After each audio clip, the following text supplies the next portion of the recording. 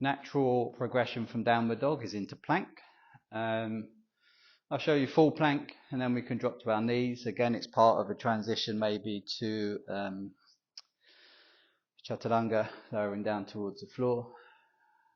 There's always adaptations to do. If you're not comfortable with downward dog, I'll be showing you puppy dog in a bit. But you can always do puppy dog instead of downward dog as well, until you build up strength, get used to things. There's lots of variations. There's always adaptations. But this little clip, plank.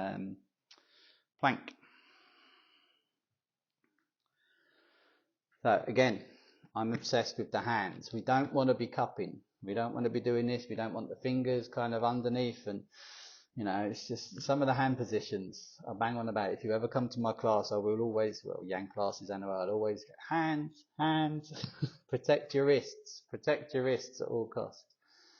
So spread the hands, nice connection with the floor, get those fingertips digging in, get those knuckles pressing in. Even if these, the middle bits, the actual fingers are peeling off the floor a little bit. Contact fingertips, contact knuckles, palm of the hand, rooted, secure, stable. You're not going anywhere. And you can feel the engagement through the back of the hand. You can feel the engagement through the forearm. When you start to come up into the pose, you can feel the engagement into the triceps, across the upper back when you brace. You can feel it. That's the muscles working to protect the joints. That's us protecting and strengthening the body. That's the functional training aspect. Full plank to start off. So, what do I see? What do I see in full plank? I see cupped hands. I see bums up. Yeah. You see people doing plank like this. You see people doing plank like this. So, what are you gaining? What are you doing with your body? Do you think this, what are you gaining? Where's the engagement? Where's the strengthening? Where's the control? Yeah? What's going on in the body? How does it feel? Okay? You're kind of just wedging yourself into a position so you don't have to engage any muscles. If you're doing that, you're never going to progress. You're never going to be stable. Moving into older age, you want that control. You want that stability. You want that security. So, hands. I've already talked about the hands. I'm not going to do it again. Tuck the toes. Nice engagement. So, abdominal muscles pulling in towards the spine. See what's going on in the bum. Okay? Is it relaxed? Is it strong? I've got to the point where some people, when they come into plank, it's all about the back of the body. And they're like, my back really hurts, my back really hurts. It's because you're not engaging your core. Abdominal engagement. Get in there. There's a little bit of padding there, but that's healthy. But abdominal engagement. Get those muscles. If your back is hurting in plank, it's because you're not engaging the abdominal muscles. You're not engaging the abs. Okay. If your back is hurting, you've probably got a little bit of lordosis because you've got a tight back. You want to tip that pelvis forward. Pull these hip flexors. Push the hips forward. Engage the core to lift front of the pelvis up towards the chin. Try and release the back a little bit. When you're in plank, you can use the bum, can use the back. Okay, I'm not saying don't use it, but if you have excessive pain in the back, try and bring some focus to the core. So when you're in plank, if you are having back pain, push. So again, bum sticking up, bring that pelvis through. Yeah, you're engaging the core there. When you pull the pelvis through, you're engaging the core. Yeah, you can feel that engagement. Try and soften into the bum if it's possible. And then tense. And then soften and then tense. Explore how it feels. Check in with that engagement.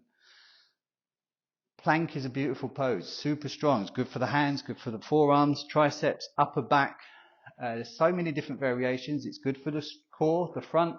The core is the whole structure around the front, the back and the sides. That's the core. And it is good for the back. What we're focusing on here, nice straight line through the shoulders, down through the hips to the heels. Okay? Pull the pelvis through. Not sticking the bum up. Pull the pelvis through. Breathe. Nice and neutral through the neck. This is what we're after. Feel the strength. My fingertips are white. My knuckles are white. Pelvis pulling through, forward. Front of my pelvis is pulling up towards my chin. Glutes are engaged. If your back is hurting, explore relaxing the bum. Okay, that's our plank. Repeat it, explore it. Shift the weight of the pelvis. Explore what happens. Yeah, feel the difference when you pull the pelvis through and up. When you feel those muscles engage and shorten, you're pulling the pelvis through. Get that zip. Okay, core in yoga is essential.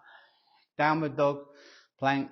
When you lower through chaturanga, core still engages. It's just a press up, so you're still engaging the core. Helps stability, tree pose, any handstands, headstands, all of that kind of stuff. Core is fundamentals, okay? So get your core engaged, forward folds, core, yeah? We're pivoting. That's the thing, core. It's fundamental in a yoga practice. Get a nice, strong, stable core, as well as round the back, and you're on to a winner in everything you do in life. It helps with your jump throughs, it helps with your balances, it helps with your inversions. Fundamental part of the practice. So most poses, whatever you're doing, see what the core's doing. See what this abdominal muscle group is doing. Yeah. See if the bum's sticking out. See if you're just kind of relaxing here. See if you can shorten and pull the pelvis through. Confident lift, but keep that pelvis through. Yeah. Awareness. Awareness, awareness, awareness. Speaking of awareness, I forgot variation. So, plank variation, you know, if you're not used to doing plank, this is going to be really difficult. Drop to the knees.